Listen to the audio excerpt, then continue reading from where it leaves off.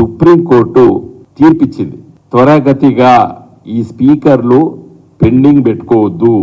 ఈ 10వ షెడ్యూల్ చట్టంలో రాజ్యాంగంలో ఉంది యాజ్ ఎర్లీ యాజ్ పాసిబుల్ ఉన్నది. యాజ్ ఎర్లీ యాజ్ పాసిబుల్ అంటే త్వరగతిగా తొందరగా చేసేయాలి, కంపల్సరీ చేయాలని చెప్పి దాని ఒక ఆలోచన అని చెప్పింది. దురదృష్టవశాత్తు స్పీకర్లు ఏం చేస్తున్నారు, పెండింగ్ పెట్టుకుంటున్నారు.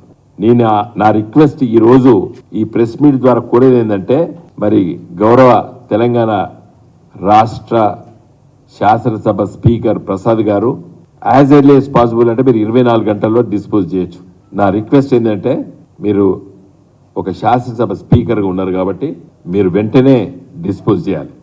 ఇంకా సుప్రీంకోర్టు తీర్పు ఏం చెప్పింది, మీరు వారం రోజులు చేసినా నెల రోజులు పెండింగ్ పెట్టుకున్నా ఈ రోజు నుండే డిస్క్వాలిఫై అయినట్టే అని చెప్పేసింది. ఇలా దానం నాగేందర్ గారు నిన్న కండవా కప్పుకున్నారు కాబట్టి నిన్నటి నుండే ఆయన డిస్క్వాలిఫై చట్ట ప్రకారంగా. ఆయనకు జీతభత్యాలు ఇవన్నీ ఏం రావు. డీమ్ ఆయన స్పీకర్ గారు వారం రోజులకు చేస్తారా, 10 రోజులకు చేస్తారా, 20 రోజులకు చేస్తారా, లేదా 24 గంటల్లో చేస్తారా అనే డిస్క్రిషన్ పవర్. ఎందుకంటే ఇప్పుడు సుప్రీంకోర్టు ఫుల్ బెంచ్లో ఉంది.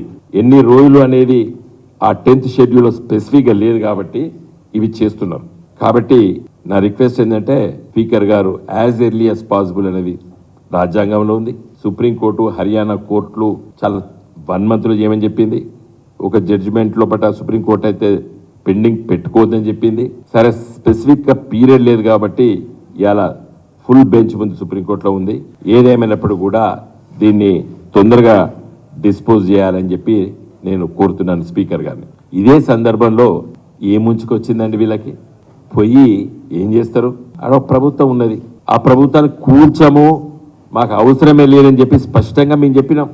వాళ్ళే ఊహించుకుంటారు, వాళ్ళే ఊహించుకుంటారు. ఈ ప్రభుత్వం ఎవరన్నారు కూల్చామని ఎవరని లేదు, మీరే మాట్లాడుకుంటారు. ఇదే రేవంత్ రెడ్డి గారు ముఖ్యమంత్రి గారు ఈ మధ్యనే ఇక్కడ మాట్లాడిండు, అసలు రాజ్యాంగంలో ఇది పెట్టాలి, ఉరిదీయాలి, అసలు ఒక పార్టీలో గెలిచినోడు ఇంకో పార్టీలో పోవద్దు అని ఒక బ్రహ్మాండమైన స్పీచ్ ఇచ్చిండు రేవంత్ రెడ్డి గారు. మరి నేను ఆయనే కండవా కప్పాడు.